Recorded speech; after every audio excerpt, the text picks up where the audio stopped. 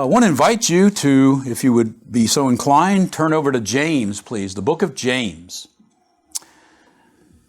As you probably know, many have called attention to the very practical nature of the instruction and counsel that has been preserved for us in this book of James. And hopefully our own personal study of this New Testament epistle has yielded the same appraisal, that it is very practical by way of its instruction and counsel.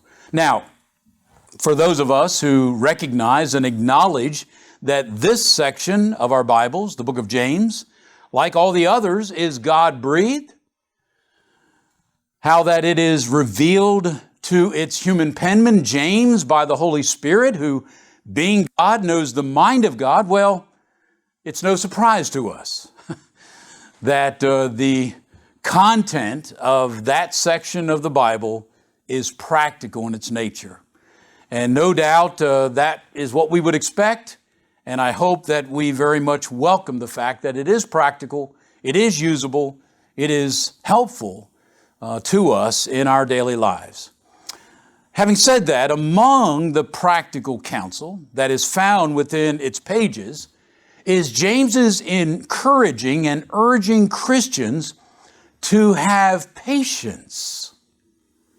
Have patience as they live their lives as disciples of Jesus Christ. In fact, in the King James Version at least, the terms patience and patient are found some 7 times in this relatively brief letter that is directed to first century Christians. Now, the appearance of those words, for the most part, kind of come in 2 primary sections. The first of these, inspired counsel, encouraging patience, is what we find at the very outset of this inspired missive. And then the second section of passages, or passage that kind of centers on this theme of patience, is found in the closing chapter. James chapter 5, as it has now come to be divided in our current Bibles. Now, we're not going to do this, but a careful, thorough study of that inspired counsel, encouraging patience, I believe is timely, it's needed, it's instructive. I believe it will prove to be very rewarding. Now, again, I'm going to leave each of us to do that on our own, but I do recommend it highly. If it has been some time since you have studied the subject of patience as found here in the book of James. Now, one thing that such a study would reveal is that James encourages Christians to exercise patience in the lives that they live, especially because of certain circumstances that we as Christians will encounter in our faithful quest to follow Jesus, our Lord and Master. But again, I'm going to leave that up to you to study on your own. But to serve as some introductory thoughts for us this morning, I want to invite your consideration to James chapter 5. Remember, that's the second section of passages found in the book of James that really focuses and highlights this idea of patience. And so look with me there in James chapter 5. We're going to be looking at verses 7 and 8. As we've already commented, James here is urging Christians to be patient. But he couples that by providing us an excellent illustration, an example that should prove very helpful in our recognizing the need for patience as Christians. So, look there, James chapter 5, beginning in verse 7. Notice this starts with an exhortation.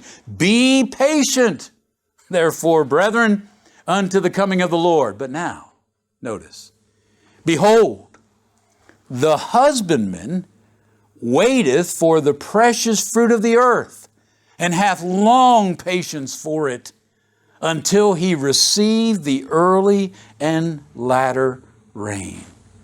So he makes this exhortation, be patient. Brethren, be patient. But then he says, behold, a word that means take notice to. Look at. Well, look at whom? Look at what, James? Look at the husbandman. Literally, in the original language, it would read, a worker of the earth. Who do we call that? A farmer, an agriculturalist. And so here is James, and he says, look to, take notice of the farmer. Because the farmer, notice, he waits for the precious fruit of the earth. He waits for it. He looks with expectation. He anticipates with assurance it's coming. But notice that he hath long patience for it. You see, the farmer is an excellent example of one who recognizes the need for patience. Indeed, long patience. Oh yes, he expects. He looks for a harvest from his labors, but he recognizes that he is going to have to exercise patience in the process because the harvest is not immediate. Now, James specifically mentions his need for patience in awaiting the early and the latter rains. Now, these would have been very critical to a plenteous harvest in the region of Palestine. But I believe more generally, we could make this analysis. Friends, the farmer recognizes the need for patience because he knows that the season for sowing and the season for reaping are separated by some length of time. And during that waiting time, the farmer must be patient. Wouldn't you agree with James? The farmer is an excellent example of one who would recognize the need not only for patience, but long patience. And so, having exhorted the Christians, be patient, having offered the illustration, the example of the farmer, look now at verse 8, because he's going to say it again. Be ye also patient. Establish your hearts. You see, this compelling example for the need of patience provided us by farmers is followed up with an exhortation yet again. Be ye like them patient. You see, Christians, like the farmer, should readily recognize the need for patience. And so James says, be patient like they are. Be established in your hearts. Never allow the waiting period to dishearten or discourage you, Christians. Never permit the lack of some immediate result, some immediate harvest to cause you to lose heart, Christian. No, keep your heart. Keep your heart established. Keep it firm, keep it unwavering as you patiently wait. You see, essentially, James is just urging Christians, be patient and persevere to the very end. Brother Guy Woods authored, in my judgment, an excellent commentary on the book of James. And he made what I thought were some astute remarks with regards to these verses. Listen to what he said, quote, "It was the design of James to show that it is the conviction that future good justifies present effort, and that makes all trial endurable. The harvest is at the end of the effort, not at the beginning." And then listen, he says, one must sow in order to reap. End of quote. And see, it's that final observation by Brother Woods, one must sow in order to reap what we learn from the farmer that I think so well segues us to where we left off in our current study of Paul's counsel regarding well-doing that we find in Galatians chapter 6. So, turn now to Galatians chapter 6 as we resume our study of well-doing, which is the emphasis here in verses 9 and 10 of Paul's counsel to these Christians at Galatia. Instructions with regards to well-doing. Let's read the verses again. Galatians chapter 6, beginning there in verse 9. And let us not be weary in well-doing, for in due season we shall reap if we faint not. As we have therefore opportunity, let us do good unto all men, and especially unto them who are of the household of faith. Now, the first observation we made with regards to this counsel, with regards to well-doing, is the very point that if we are ever going to hear, "Well done, thou good and faithful servant," if we're ever going to hear that, we've got to now be actively doing well. We've got to be heeding this exhortation, this inspired instruction to be well-doing. Now, in that instruction, in that counsel, here's what Paul does. Here's how he develops it. He begins at the beginning of verse 9 by telling us as Christians what we should not do as it relates to well-doing. Look there again, verse 9 beginning, and let us not be weary in well-doing. Friends, even in that which is good work can cause us to grow weary. And as we talked about at that time, Paul here is not so much talking about our actions yet as much as our attitude. Don't grow weary in heart. Don't become disheartened. Don't lose heart. And that can result for any number of reasons. And one of those reasons that we specifically kind of spoke to is sometimes we can grow weary when we don't see immediate results. Or maybe we think that there will be no results since none yet have been evident. Now that really comes into play when we made the transition now to point number 2.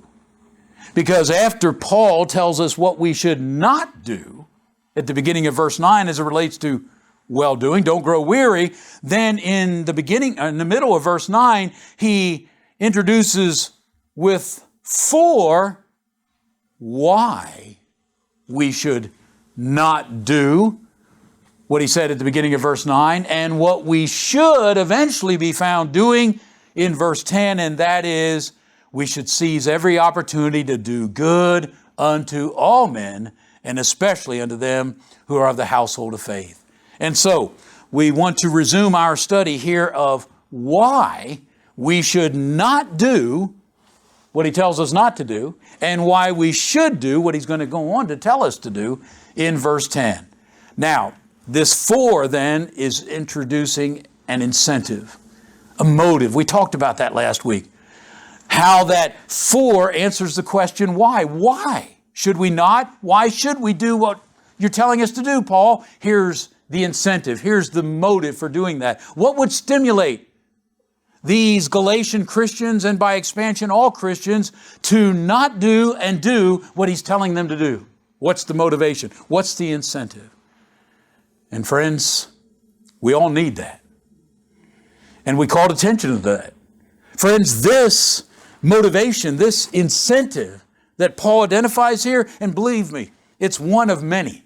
We talked about how that there are innumerable number of motivations and incentives that we would do well to think about with regards to why we shouldn't grow weary in well-doing and why we should seize every opportunity to do good.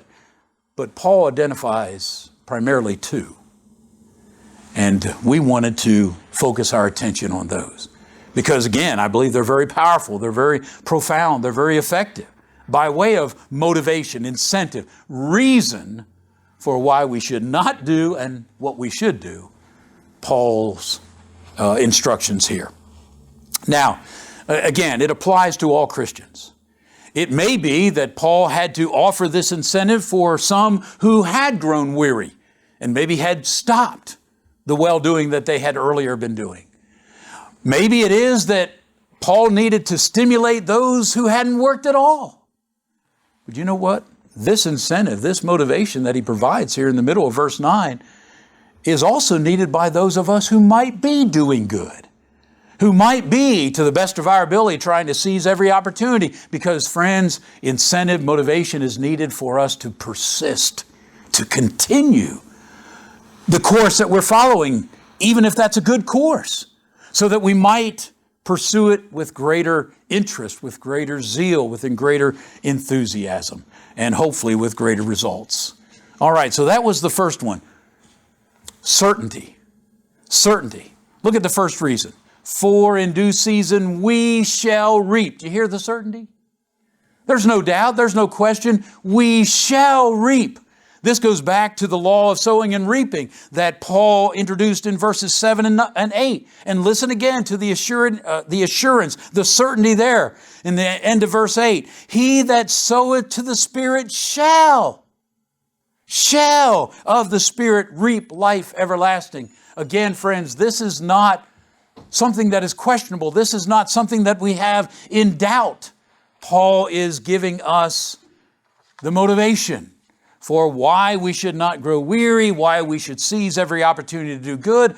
Why, Paul? Because it is certain you will reap for your labors. Having sown to the Spirit, in part by doing good, not growing weary, you shall reap.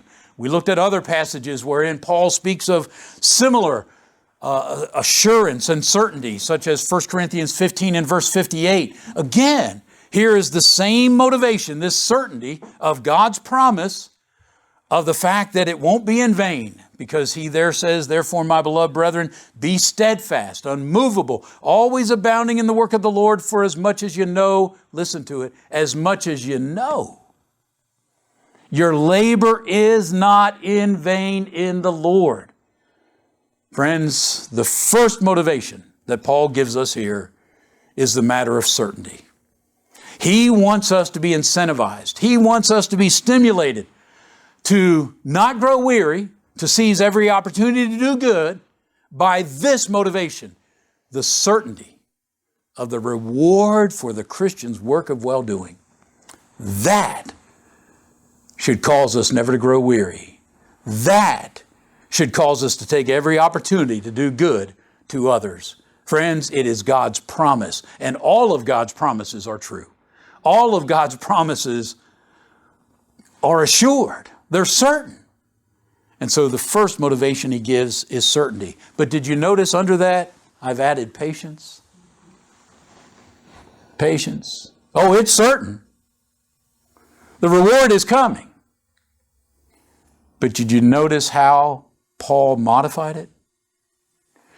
Go again with me to Galatians chapter 6, the middle of verse 9. For in due season we shall reap.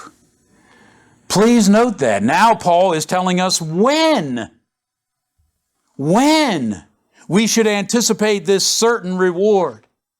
Again, the reward for the Christian's work of well-doing is for certain. But it's going to come in due season. So now Paul is telling us when to expect the reward, the reaping, the harvest, if you will. And how does he describe it? In due season. One commentator said, quote, at the moment of time that is exactly right. See, that's the due season. And question, who alone can identify that? Who alone can identify the due season for reaping? Isn't that only God? You see, remember, it's God's promise. Remember, it's God's law. Law of sowing and reaping. That's His law. Remember, it's God's promise. You shall reap. But since He's the one making the promise, He alone has the prerogative of telling us when the promise will be realized. Here, Paul says, in due season. Friends, due season is God's appointed time, not ours. Not what we would like, not what we would think, but God's appointed time. There's an interesting principle that I think kind of certainly touches upon what we're talking about here, found back in Solomon's book of Ecclesiastes. In Ecclesiastes 11 and verse 1, listen to what he says, "Cast your bread upon the waters, for thou shalt find it after many days." Now, many commentators believe what Solomon is urging us to do is be benevolent. You know, he was arguing against or contending against, don't be so befuddled by things you don't understand in life, why things befall you, injustices that you might observe. Don't be so overwhelmed by those things. Rather, use your time doing good. Be benevolent. And he uses this idea of casting bread on the water. And notice, with certainty, he says, and you shall find it. But notice how he says it. After many days. Oh, it'll come back. The good that you do, it'll come back after many days. See, that speaks to when? That speaks to the due season that Paul here speaks of in his counsel for Christians to be involved in well-doing.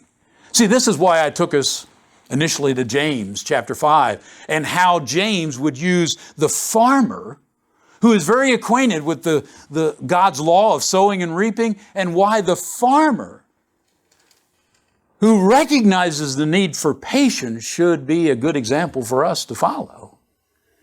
Because the farmer understands the need for patience. Why? Because of God's law of sowing and reaping. Again, there's a season for sowing, there's a season for reaping, and there's a time interval between them. He has to be patient during that time. And so here's the farmer. In the season for sowing, he prepares the soil, he goes out, buys premium seed, he plants the seed. But you know what he doesn't do? He doesn't get off the tractor after he's planted and go back and wait for it to come up. He knows it will not immediately come up. It will not immediately make an emergence out of the soil. You know why? Because God's law of sowing and reaping. It's God's due season. And so he has to wait patiently for God's law to bring about the germination of that seed, for finally a sprout to eventually emerge out of the soil. He has to give it time, God's time, for it to grow to maturity, to its becoming of a state to bear fruit, and only then does the season of harvest come. See, the farmer understands that, and therefore he provides an excellent example, illustration for the need for patience. But here is Paul saying, we should understand the same.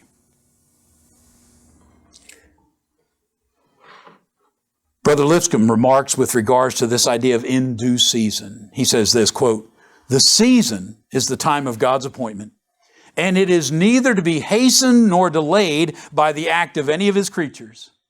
The reaping," listen to this, "the reaping may in some cases, but not invariably, and then only in a limited way be anticipated in this life." Did you hear that? Friends, we may not get a reward for our well-doing in this life. That's what he's suggesting. The reaping may in some cases, but not invariably, and then only in a limited way be anticipated in this life. But the promise, here's God's due season, but the promise will be completely and finally fulfilled only at the coming of the Lord.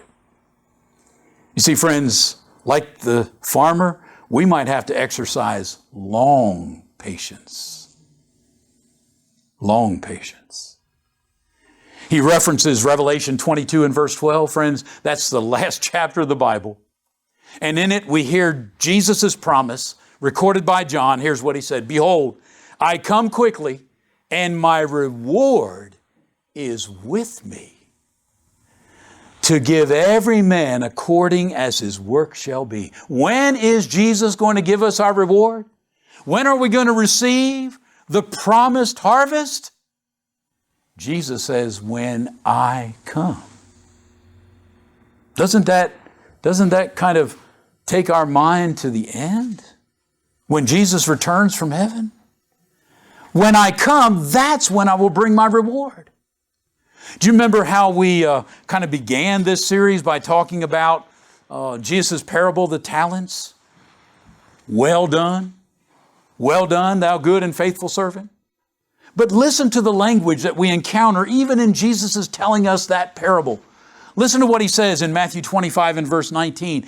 After a long time, the Lord of those servants will come and reckon with them. How long are they going to have to wait? A long time. And it was only in that reckoning that those busy, productive servants heard then, well done, thou good and faithful servant. You've been faithful over a few things. I will make thee ruler over many things. Enter thou into the joy of thy Lord. Friends, even in that parable, we should recognize the need for patience. Because the Lord, who would give them the reward for their faithful service in well-doing, He was a long time in coming back. There was need for patience. And that might not well suit us in our present culture, our present society, because as we have spoken of in the past, friends, we live in an instant generation. We want instant everything. We have instant everything. And I believe that has fostered a impatient people. And friends, we've spoken about in the past how that this impatience has, I believe, bore many bitter fruits in our society. Unwed mothers, financial bankruptcy. I mean, just so many things that people can't wait. And therefore, sometimes they do things before they were prepared to do them, before they should have been doing them. And that has wrought, again, very bitter fruits. But friends, now we're talking about an area wherein our impatience could negatively impact our perseverance in the area of well-doing. And friends, that could have devastating results. That could have devastating results. Here's why I say that. Quickly turn with me to Matthew 24. Matthew chapter 24. Again, Matthew 25, Jesus gives us the parable of the talents, right?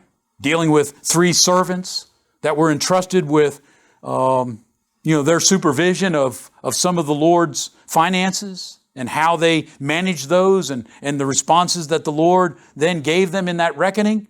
But back up one chapter and read with me there with regards to another servant. Look at what he says in verse 48. And if that evil servant shall say in his heart, my Lord delayeth his coming. What happened? What happened to that servant? He became impatient. It was a long time for his Lord's return. It was a long time from the sowing to the reaping. And in his mind, the due season had passed. And so here he is, and he says, my Lord delays his coming, and then will begin to smite his fellow servants, to eat and drink with the drunken. The Lord of that servant will come in a day when he looks not for him, and in an hour that he is not aware of. And listen to it, he shall cut him asunder. He shall appoint him his portion with the hypocrites. There shall be weeping and gnashing of teeth. Friends, we need to have a long-range patience with regards to well-doing. In due season is God's appointed time, not mine. And I can't grow impatient because that impatience might cause me to quit doing what I'm encouraged to do, to seize every opportunity to do good. It might cause me to do what Paul urged me not to do, grow weary in well-doing. Christians are incentivized here not to grow weary. Give ourselves consistently, tirelessly, faithfully to well-doing, knowing that we will for certain be rewarded. If not in this life, definitely in the life to come. I got a lot of this material from Brother Melvin Otey in a sermon that I heard him preach on these verses. And I just thought his one statement was great by Brother Otey. He said, quote, "Doing good makes this life better." Wouldn't we all agree to that? I mean, it brings that reward. We find some reward in the fact that we're doing good. But he says, it makes this life better, but more importantly, the retirement benefits are out of this world. See, that's the long range. Tanya and I recently retired. That's the long range. With regards to secular work. And here is Paul, here is James urging us, you got to exercise patience in the work of the Lord. Because there's time between the season of sowing and the season of reaping. Very quickly, and I'm just going to mention this, kind of let you study it on your own. I think it's hopefully pretty self-evident. But in addition to Paul's using the certainty of the promise, it'll be in due season when God's appointed time is, but there's certainty, there's assurance. But then he talks about the conditionality of this also. And so look there quickly again to Galatians chapter 6. Galatians chapter 6, look again following the verse, the preposition for. For in due season we shall reap. What's the next word? If. If. That's a small English word, isn't it? But it has big ramifications. If, on the condition that. If, in the case that. And so here is Paul incentivizing us not only with the certainty of the promise of reaping a reward, but the fact that it's conditional. It's conditional. For those of us who have been parents, if any of you have ever served in a supervisory position, no doubt we have come to appreciate the effectiveness by way of a motivation that can prompt a certain outcome when it's conditioned by an if. My illustration, because I'm very acquainted with it, is promising my grandchildren I'll take them for ice cream. I mean, that has gotten to be a Friday routine for us. And so I promise them, we're going to go for ice cream. They want to make a big production out of where we're going, but we're going to go. Mm-hmm. But then you throw the if, right? Oh, it's sure. It's certain. You can trust Papa. We're going. If. You see, if you want something done, if, it's a powerful motivator. If you want to go for ice cream, it's certain. If you clean your room. If you get your homework done. If you take the dog out. You see, if is a powerful motivator. When the outcome you're looking for is necessary or is bound to a condition. And that's what Paul is saying here. Paul is incentivizing, he's motivating these Christians. Don't grow weary in well-doing, because you will reap. In God's appointed time, you will. It's certain. It's guaranteed. It's based on God's promise if you don't faint. See, that's the conditional. That's the conditional promise. That word faint suggests the idea of literally unloose, like you would unloose a bowstring. It wouldn't be tight anymore. And so it carries with it the idea of relaxing or growing slack, giving out. One writer says it is to lose one's strength, to be enfeebled by exhaustion. We know what it is to faint physically, but Paul says it's possible to faint spiritually. Do we now understand the relationship between what he told us not to do? Don't grow weary in well-doing. When we talked about that, we said he's not so much talking about activity, he's talking about attitude of mind. Don't grow weary in your mind. And you know why that was so important? Because he knew weariness leads to fainting, giving up, stopping before the reaping, the harvest comes. And what Paul is saying here is the reaping, the harvest, the reward, oh, it's certain. But it's conditioned upon you're not fainting. You're not giving up. This idea of weariness and fainting is also brought together in an exhortation that is given to the Christians in the book of Hebrews. Hebrews chapter 12 and verse 3. But just listen to this quickly. We're not going to develop it, but listen. The writer says, for consider him, and he's talking about Jesus. For consider Jesus, that endured such contradiction of sinners against himself, lest you be wearied and faint in your minds. Paul says, don't grow weary. Because if you grow weary, that easily leads to fainting. And if you faint before the reward, before the harvest, before the reaping, you won't receive the promise. Friends, even the work of well-doing can get very tiring. Cause us to grow weary. Some have even fainted. But here's what should motivate us. Paul says, it's certain. If you sow, you will reap. That's God's law. Now, you have to be patient because it's going to come in due season, God's appointed time, but it's certain. If you don't quit, if you don't grow weary. And so I summarize this point. Why can't we grow weary in well-doing? Why should we seize every opportunity to do good to others? Well, Paul answers those pertinent questions of eternal significance with the for in the middle of verse 9. For in due season you will reap if you faint not. Friends, that's compelling incentive. It entails the certainty of the reward, a reward that is conditioned upon our not fainting before the appointed time of the promised reward.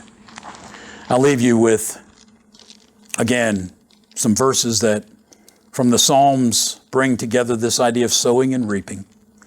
I think they're familiar to many of us, but in Psalm 126, he says, they that sow in tears shall reap in joy. He that goeth forth and weepeth, bearing precious seed, shall doubtless come again with rejoicing, bringing his sheaves with him. Friends, we won't reap unless we sow. And we won't reap what we have sown unless we don't faint. May we find great incentive for that.